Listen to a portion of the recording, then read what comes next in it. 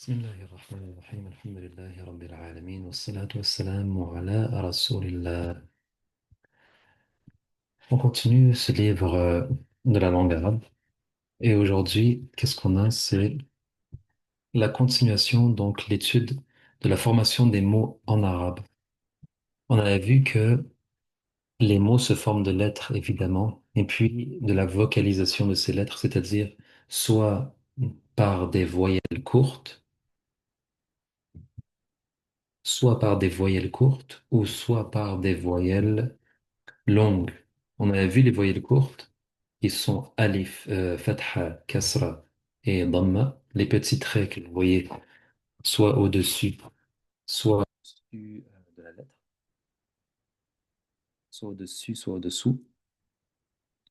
Ici, on a le A ou I. Et maintenant, on va voir aujourd'hui, on va aller plus en détail, Inch'Allah.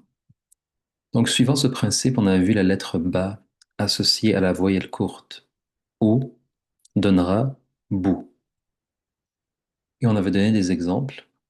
Par exemple ici, ta avec la fatha, ta. La lettre sin qui fait le son s avec la dhamma, ça fait sou. La lettre mim avec la kasra, donc le son i, mi. La lettre dal qui fait le son d avec la dhamma, ça fait dou. Waw, fatha, wa.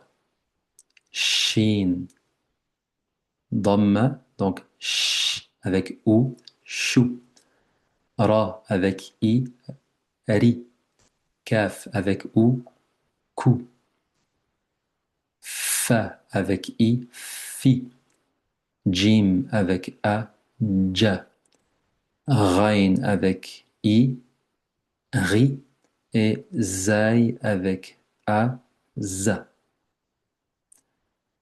Ainsi de suite, vous pouvez faire l'exercice avec toutes les autres lettres.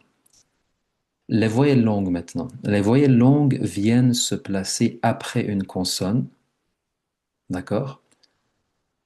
Afin d'en prolonger le son, que ce soit un A, un ou bien un I. Donc, les voyelles courtes, ça prolonge aussi les lettres, dans le sens où ça les vocalise, soit A, ou, I. Les voyelles longues, ça va être la même chose, A, ou, I. Cependant, ça va être plus long. A, ou, I. Et ces voyelles sont en fait trois lettres parmi les lettres que l'on a vues, mais ce sont des lettres qui jouent à la fois le rôle de voyelles et de consonnes. Donc on a le alif, on appelle ça des lettres de mad. Mad, ça veut dire la prolongation. Ce sont des lettres de prolongation. Alif, qui fait le son A, le waw, qui fait le son OU, et le ya, qui fait le son I. Donc A, OU, I.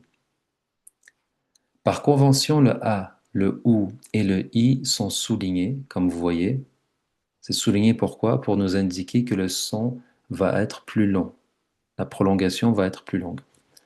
Voyons voir ce que l'association de ces voyelles longues aux lettres de l'alphabet donne. Prenons à titre d'exemple la lettre Ba. Donc la lettre Ba, son son, c'est B. B. Si on lui associe le mad alif, qui est associé à A, eh bien logiquement on aura Ba. Ba. Vous voyez que Ba et Ba se ressemblent, mais que le deuxième est un Ba dont le A est prolongé. Ce qu'on obtient avec les autres voyelles longues, la même chose, Ba plus la voyelle longue Waw, donc la lettre de Mad Waw, ça fait quoi? On a le son, la lettre Ba. Le son est B, prolongé par OU. Alors, Bou. On a la lettre Ba, dont le son est B, prolongé par la lettre ya, dont le son est i. On aura donc bi. Ces voyelles longues s'utilisent ainsi pour le restant des lettres. Ça veut dire l'exercice qu'on a fait pour le ba, eh bien vous pouvez faire cet exercice pour toutes les lettres. Exemple, ta plus lettre de mad alif, ta. Dal plus la lettre de mad waouh, donc D plus ou, dou. La lettre Ra plus la lettre de mad Ya, donc le son R avec I, Ri. Kaf plus Waouh, Ku. Sin plus mad Alif Sa, Sa. Ta plus lettre de mad Ya, Tri. Et finalement, la lettre Fa qui fait le son F avec Alif fait Fa. Tel qu'il a été cité auparavant, les mots en arabe se forment par la combinaison des lettres et par leur vocalisation. Maintenant, c'est clair pour nous. Nous venons de traiter des voyelles, donc la vocalisation, que ce soit courte ou longue.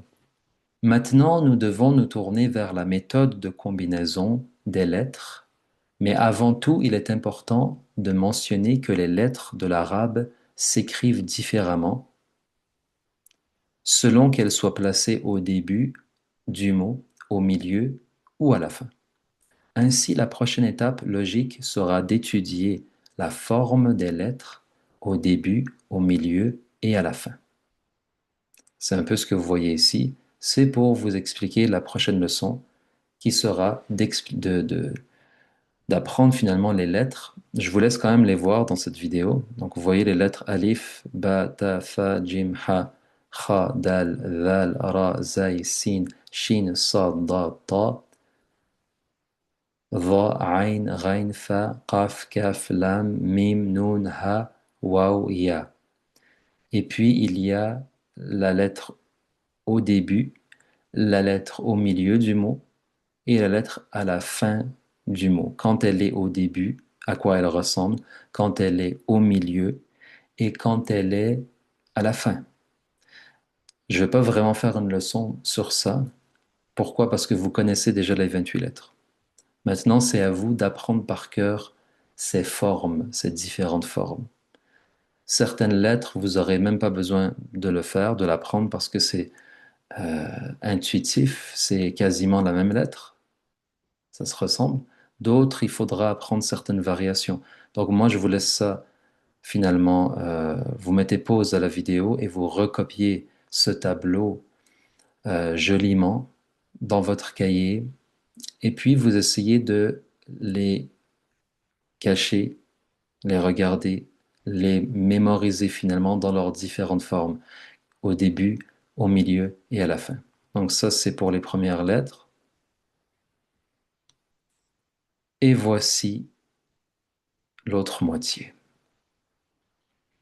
Et je dis à la fin, si l'on sait reconnaître les lettres, si on sait les reconnaître selon leur position dans le mot, si on connaît en plus de cela le rôle des voyelles courtes et longues, on peut dès lors lire et écrire, même si ce sera lentement au début.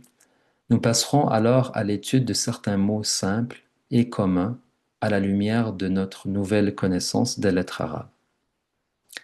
Je termine en faisant rapidement un survol avec vous. Euh, le survol que je fais, c'est simplement pour m'assurer qu'il n'y a pas une lettre qui poserait souci, mais je pense que c'est assez clair. S'il y a une question, Inch'Allah, vous pouvez la poser. On voit ici la ayn, je pense, il peut être spécial. Donc la ayn ici, regardez la ayn. Au début, on comprend ça vient d'où? C'est le début du ayn, sans la terminaison. Maintenant, ce Ain ici, il est différent, faut quand même avouer. Il ressemble à un petit triangle.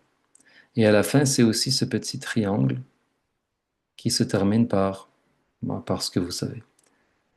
La même chose pour la Rain, mais je pense que c'est à peu près la seule lettre. Il y a aussi le Kaf quand même, qui, lorsqu'on la prend sous cette forme, on peut être étonné que sa forme au début, elle est différente. Mais je dis souvent que c'est, vous voyez le petit Kaf ici, il est en fait, il est écrit dans la lettre. La, mim, noun, ha. Le ha aussi, il peut être spécial. Regardez comment il s'écrit. Je vais quand même l'écrire parce que beaucoup de gens ne savent pas comment l'écrire, se posent des questions. Mais le ha, si je l'écris, je l'écrirai comme ça. Regardez, imaginez un point ici. Je commence ce point. Non, j'ai raté. Attendez. Comme ça. Et je reviens au point, je reviens au milieu. Et puis je sépare la lettre en deux et je descends. Donc si je l'écris en plus petit, je commence en haut. Je fais un cercle, je reviens en haut. Et puis je coupe la lettre en deux et je continue. C'est le ha ici. Le ha, dans sa forme au début, c'est ça. Vous voyez? Peu importe s'il y a le petit trait au-dessus ou pas, c'est pas ça l'important. Au milieu, eh bien, ça ressemble à le signe de l'infini ou un 8. Non, c'est plutôt un 8, mais un peu stylé. Et finalement, à la fin, comme cela. Et le waw et le ya. Walhamdulillahi Rabbil Alamin. J'espère que c'était clair. Et Inch'Allah, avec la permission, avec la grâce et l'aide de Dieu, je vous dis à très bientôt. Assalamu alaikum wa rahmatullah.